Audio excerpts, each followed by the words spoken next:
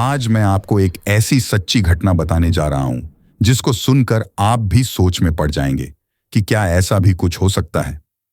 तो दोस्तों, इस घटना की शुरुआत होती है कुमारी इंदु नाम की लड़की से, जो कि केरल की रहने वाली थी और उसकी शादी तय हो चुकी थी।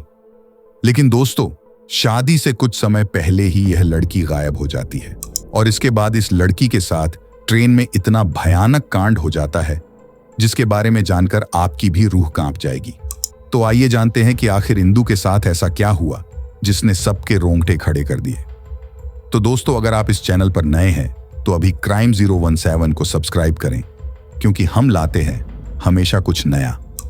इस सच्ची कहानी की शुरुआत होती है केरल के तिरुवनंतपुरम से, जहां NIT इंस्टीट्यूट में 2012 में 25 साल की एक लड़की रिसर्च स्कॉलर पढ़ने के लिए आती है, जिसका नाम था कुमारी इंदु, जो दिखने में बेहद खूबसूरत होने के साथ साथ पढ़ाई में भी बेहद होशियार थी। अब इंदु इस कॉलेज में पढ़ने के लिए आ जाती है, लेकिन वह उस कॉलेज में नई थी, तो इस वजह से उसके ज्यादा दोस्त नहीं थे। इसी वजह से वो अपना सारा वक्त पढ़ाई में ही बिताती थी। अब इसी दौरान कुमारी इंदु की मुलाकात होती है उसी इंस्टीट्यूट में SSM के पद पर जॉब कर रहे एक लड़के से, जिसका नाम था सुभाष, जो उम्र में इंदु से थोड़ा बड़ा था। अब दोनों की मुलाकात होती है तो सुभाष इंदु को जानने लगा था और इंदु भी अब किसी प्रोजेक्ट या पढ़ाई के सिलसिले में सुभाष से अक्सर मिलने लगी थी और सुभाष भी इंदु की खूब मदद किया करता था। और देखते ही देखते दोनों के अंदर एक दूसरे के लिए फीलिंग्स बढ़ने लगती हैं। अब इंदु और सुभाष अक्सर कॉलेज में साथ रहा करते थे और खूब बातें किया करते थे। इंदु को अब इस कॉलेज में एक अच्छा दोस्त मिल गया था, तो वह अपनी बातें सुभाष से शेयर करने लगी। अब जैसा कि आज के दौर में मोहब्बत महज एक मजाक बनकर रह गया है, लोग बात करते करते कब एक दूसरे से मोहब्बत करने लगते हैं पता ही नहीं चलता। बस ऐसे ही बढ़ती नजदीकियों के कारण इन दोनों को पता ही नहीं चला कि कब ये दोनों आपस में प्यार करने लगे। लेकिन इंदु को बिल्कुल अंदाजा नहीं था कि उसका इतना करीब आना उसके लिए आगे इतना भयानक, इतना खौफनाक मंजर ला देगा। दोस्तों, आज के इस दौर में लोग मोहब्बत को एक फैशन की तरह इस्तेमाल कर रहे हैं और इसी वजह से ऐसी कई वारदात सामने आती रही है। अब सुभाष इंदु से इतना प्यार करने लगा था कि वह इंदु को खोना नहीं चाहता था। तो एक दिन सुभाष और इंदु जब साथ में थे तो सुभाष इंदु को शादी के लिए प्रपोज कर देता है। सुभाष इंदु से कहता है कि वह इंदु से शादी करना चाहता है। तो दोस्तों, क्योंकि अब इंदु भी सुभाष से प्यार करती थी, तो इंदु भी अब सुभाष के इस प्रस्ताव को नहीं ठुकराती है। तो उस वक्त तो इंदु सुभाष को शादी के लिए हामी भर देती है और शायद इसी हां ने इस पूरी कहानी को इतना भयानक मोड़ दे दिया। दरअसल इंदु की तरफ से शादी के लिए हामी भरने की वजह से सुभाष बेहद खुश होता है और इसी खुशी के चलते एक दिन 24 अप्रैल 2012 को सुभाष तिरुवनंतपुरम से कोझिकोड के लिए अपनी और इंदु की 2 ट्रेन की टिकट बुक करवा देता है। और दोस्तों, सुभाष ने तिरुवनंतपुरम से कोझिकोड के लिए इसलिए टिकट बुक करवाई थी क्योंकि वह कोझिकोड पहुंचकर इंदु के साथ शादी करना चाहता था और इसके लिए सुभाष ने पूरी तैयारी कर रखी थी और शादी के लिए बुकिंग भी करवा रखी थी। लेकिन दोस्तों, इंदु को इस बात की भनक तक नहीं थी कि सुभाष ने इतना कुछ सोच रखा है, क्योंकि सुभाष ने यह बात इंदु से सीक्रेट रखी थी। वह इंदु को शादी का सरप्राइज देना चाहता था। और दोस्तों, इसके अलावा सुभाष ने कोझिकोड से सिक्किम की भी टिकट बुक करवा रखी थी, ताकि वह दोनों कोझिकोड शादी करके वहीं से सिक्किम अपने हनीमून के लिए निकल जाए। लेकिन उसने यह बात इंदु से छिपा रखी थी और वह इंदु से बस इतना कहता है कि तुम और मैं घूमने के लिए कोझिकोड जा रहे हैं। और इंदु पहले भी कई बार सुभाष के साथ सफर पर जा चुकी थी, तो इंदु इस जर्नी के लिए तैयार हो जाती है। लेकिन दोस्तों, तभी कुछ ऐसा होता है जिसकी सुभाष ने कभी कल्पना भी नहीं की होगी। दरअसल 24 अप्रैल 2012 को, जिस दिन सुभाष ने अपनी और इंदु की ट्रेन बुक की थी, उसी दिन शाम को सुभाष के घर पहुंचते हैं इंदु के मम्मी पापा, जो सुभाष को अच्छे से जानते थे कि सुभाष इंदु का बेस्ट फ्रेंड है। अब दोस्तों, सुभाष को उनका अचानक से आना थोड़ा अजीब सा लगा, लेकिन फिर भी सुभाष ने उनका अच्छे से वेलकम किया और उनकी अच्छी खातिरदारी की। अब इसके बाद उनमें आपस में बातचीत होने लगती है और दोस्तों, बातचीत करने के दौरान ही इंदु के पापा सुभाष के घर आने का कारण बताते हुए कहते हैं कि उन्होंने इंदू की शादी तय कर दी है और शादी में उसका बेस्ट फ्रेंड नहीं आए। ऐसा कैसे हो सकता है? और इतना कहकर उन्होंने सुभाष के हाथ में इंदू की शादी का कार्ड थमा दिया। और दोस्तों, यह कार्ड देखते ही सुभाष के पैरों के नीचे से जमीन खिसक जाती है। वह सहम जाता है कि आखिर ऐसा कैसे हो सकता है। तो आगे इंदू के पिता जो बात कहते हैं वह सुभाष के लिए और भी चौंकाने वाली थी।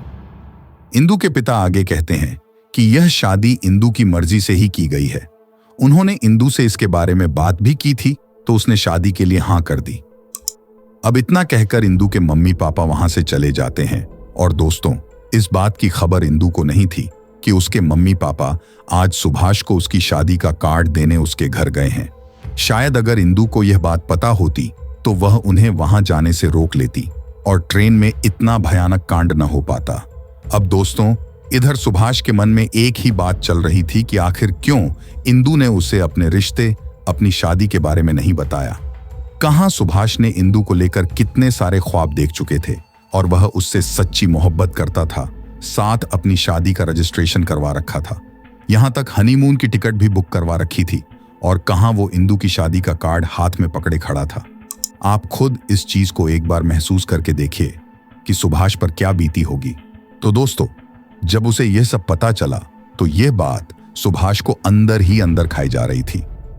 उसके मन में इंदू के प्रति गुस्सा भी था कि बात इतनी आगे बढ़ गई, लेकिन इंदू ने कभी जिक्र तक नहीं किया। लेकिन अब भी सुभाष सोचता है कि इंदू के घर वाले कास्ट में ज्यादा विश्वास रखते हैं, तो शायद इंदू ने घर वालों के दबाव में आकर शादी के लिए हाँ किया होगा। उसके मन में अब भी यह था कि उसे एक बार फिर से इंदू से इस बारे में बात करनी चाहिए।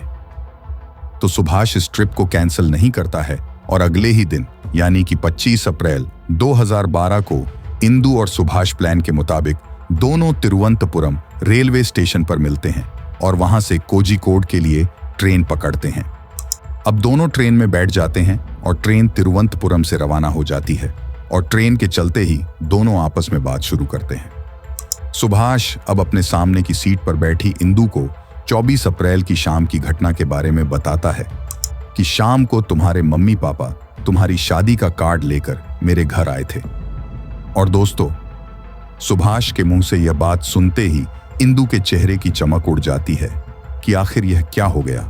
तब सामने सीट पर बैठा सुभाष इंदू को अपने प्लान के बारे में बताता है कि उसने सिर्फ तुमसे शादी करने के लिए तिरुवनंतपुरम से कोझिकोड की टिकट बुक करवाई है और शादी के लिए उसने रजिस्ट्रेशन भी करवा रखा है।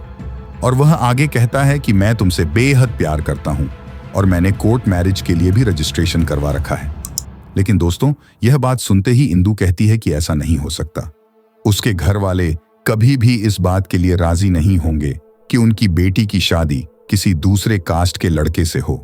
और इंदू आगे कहती है कि मैं तुमसे शादी किसी भी हालत में नहीं कर सकती। हमारा सफर सिर्फ दोस्ती और प्यार तक ही था। लेकिन सुभाष इंदू की बात सुनकर उसे शादी के लिए जिद करने लगता है और कहता है कि तुम्हारे बिना किसी भी हालत में नहीं रह सकता। अब यह सुनकर इंदू को भी गुस्सा आ जाता है और वह उसके सामने की सीट पर बैठी जोर जोर से चिल्लाने लगती है। और जब ये दोनों बहसबाजी कर रहे थे तो उसी ट्रेन के डिब्बे में इनके पास बैठे लोग इन दोनों की तरफ देखे जा रहे थे। लेकिन दोनों की बहस बढ़ती गई तो सुभाष इंदू को टोकते हुए कहता है कि सभी लोग उनकी बातें सुन रहे हैं तो उन्हें साइड में जाकर आराम से बात करनी चाहिए। तभी इंदू और सुभाष अपनी सीट से ट्रेन के गेट के पास आ जाते हैं और बात करने लगते हैं। और दोस्तों, उस वक्त लगभग रात के 2 बज रहे थे, तो उस गेट के पास इन दोनों के अलावा और कोई भी नहीं था और इंदू उस वक्त गेट के बिल्कुल पास खड़ी थी और सुभाष जस्ट उसके सामने खड़ा था। तब सुभाष आखिरी बार इंदू से पूछता है कि क्या वह उससे शादी करेगी। तब इंदू मना करती हुई कहती है कि वह अपने घर वालों के खिलाफ नहीं जा सकती और वो कहती है कि उसने खुद भी इस शादी के लिए हामी भरी है, तो वह उसी लड़के से शादी करेगी जिसे उसके मम्मी पापा ने पसंद किया है। और दोस्तों, इंदू की यह बात सुभाष को खटक जाती है और इस बात के लिए सुभाष को इतना गुस्सा आ जाता है कि रात के 2 बजे जब ट्रेन प्रयाग नदी के पुल से गुजर रही थी तो उसी समय सुभाष इंदू को ट्रेन से धक्का दे देता है और जैसे इंदू ट्रेन से नीचे गिरती है तो उसका सिर सीधे उस पुल की पाइप से टकराता है और इंदु सीधे पाइप से टकराकर नीचे पानी में गिर जाती है। अब दोस्तों, पल भर के गुस्से ने सुभाष से इतना बड़ा कांड करवा दिया। अब सुभाष भी सहम जाता है और वह 12 किलोमीटर आगे आने वाले स्टेशन पर उतर जाता है और वापस अपने घर चला जाता है। और इधर जब इंदु के पापा सुबह इंदु को कॉल लगाते हैं तो उसका फोन स्विच ऑफ आता है। अब उन्हें भी इस बात का पता नहीं था कि कल रात इंदु सुभाष के साथ थी। फिर भी वह एक बार सुभाष से पूछते हैं कि इंदु का फोन स्विच ऑफ आ रहा है, वह कहाँ है, क्योंकि उन्हें शादी के पहले होने वाली रस्में पूरी करनी थी। तो आगे सुभाष घर वालों से कहता है कि वह नहीं जानता कि इंदु कहाँ है। उसने भी इंदु को कॉल किया लेकिन उसका फोन ऑफ आ रहा था। अब इंदु के घर वाले, इंदु के पापा इंदु की तलाश में लगे पड़े थे और इसी दौरान 2 दिन बीत जाते हैं और इस बीच उन्होंने पुलिस स्टेशन में इंदु की गुमशुदगी की रिपोर्ट भी दर्ज करवा दी थी। तभी दोस्तों, 2 दिन बीत जाने के बाद उसी नदी में उस पुल के किनारे मजदूर रेत निकाल रहे थे तो उन्हें एक लड़की की लाश मिलती है जिसका पीछे से सिर फटा हुआ था। तो अब इस लड़की की पहचान की जाती है तो पता चलता है कि कुमारी इंदु की ही डेड बॉडी थी, जिसका पोस्टमार्टम कर घर वालों को सौंप दिया जाता है और अब पुलिस इस केस को सुसाइड बताकर रिपोर्ट बना देती है, क्योंकि पुलिस वालों को लगा कि इंदु की कुछ समय बाद शादी थी और शायद इस शादी में घर वालों ने इंदु पर दबाव बनाया होगा, जिस कारण इंदु ने खुदकुशी कर ली। लेकिन दोस्तों, इंदु के पापा ये कभी भी मानने को तैयार नहीं थे कि इंदु ने खुदकुशी की है, क्योंकि ये शादी इंदु की मर्जी से हो रही थी। तो अब इंदु के पापा एक बार फिर उस जगह पर जाते हैं जहां इंदु की डेड बॉडी मिली थी और जैसे इंदु के पापा उस जगह पर पहुंचते हैं तो उन्हें वहां से एक बहुत ही बड़ी बात पता चलती है।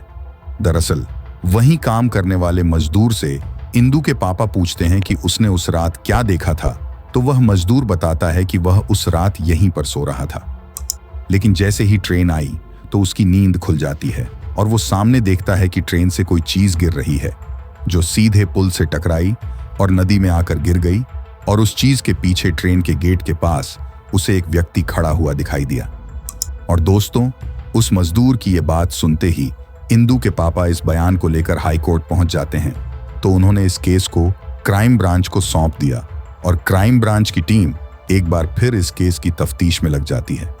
और दोस्तों, जब उन्होंने पोस्टमार्टम की रिपोर्ट की बारीकी से जांच की तो पता चलता है कि इंदु के सिर के पीछे चोट लगी थी। तो क्राइम ब्रांच को शक हुआ कि अगर कोई ट्रेन से कूद रहा है तो उसे पीछे चोट कभी नहीं लग सकती, यानी कि हो सकता है कि इंदु को ट्रेन से धक्का दिया गया हो। अब क्राइम ब्रांच इसी संशय के साथ इस केस की जांच शुरू करती है और ट्रैवल एजेंट तक पहुंच जाती है। और बस दोस्तों, यहीं से उन्हें पता चला कि इंदु के साथ सुभाष नाम के एक लड़के की भी ट्रेन की टिकट बुक करवाई गई थी। तो अब तुरंत ही क्राइम ब्रांच की टीम सुभाष के घर पहुंच जाती है, उससे पूछताछ करती है। सुहास बस इतना कहता है कि वो इंदु के बारे में कुछ नहीं जानता, इंदु बस उसकी एक अच्छी दोस्त थी। लेकिन दोस्तों, इसके बाद पुलिस वाले जैसे ही सुभाष का लैपटॉप चेक करते हैं तो पुलिस को सुभाष के लैपटॉप में सुभाष और इंदु की कुछ प्राइवेट फोटोज मिलती है, जिसे देखकर पुलिस वाले सब कुछ समझ जाते हैं और तुरंत ही सुभाष को गिरफ्तार कर लेते हैं। सुभाष रोते हुए उन्हें उस रात हुई पूरी घटना के बारे में बता देता है कि उसने ही उस रात ट्रेन में कुमारी इंदु को धक्का दिया था, क्योंकि कुमारी इंदु उससे शादी नहीं करना चाहती थी, लेकिन वो उससे प्यार करता था, उससे शादी करना चाहता था। लेकिन सुभाष की जिद ने मम्मी पापा की एक प्यारी सी बच्ची को उनसे छीन लिया, जो अपने और अपने मम्मी पापा के सपने पूरे करने यहां पर पढ़ने आई थी। लेकिन वापस घर उसकी लाश ही पहुंची थी, और वो भी उसकी शादी के महज कुछ दिन पहले। और दोस्तों, इस बच्ची के साथ गलत करने वाला यानी कि सुभाष आज जेल की सलाखों के पीछे अपनी जिंदगी काट रहा है। तो दोस्तों, इस घटना में सिर्फ गलती सुभाष की नहीं थी, बल्कि इंदु की भी थी, क्योंकि जब उसे सुभाष से शादी नहीं करनी थी तो इतना करीब भी नहीं आना था। लेकिन सुभाष को भी यह चीज समझनी थी कि जबरदस्ती से किसी का प्यार हासिल नहीं किया जा सकता, और इसी जबरदस्ती की वजह से आज वो सलाखों के पीछे है। तो आपको क्या लगता है, किसकी गलती थी, सुभाष की या फिर इंदु की? कमेंट करके जरूर बताएं। तो दोस्तों, इस घटना से हमने ये सीखा कि कभी भी गुस्से में आकर कोई गलत कदम नहीं उठाना चाहिए, वरना पूरी जिंदगी बर्बाद हो जाती है। तो मिलते हैं ऐसी ही एक सच्ची घटना के साथ। तब तक सतर्क रहे और अपना ख्याल रखें।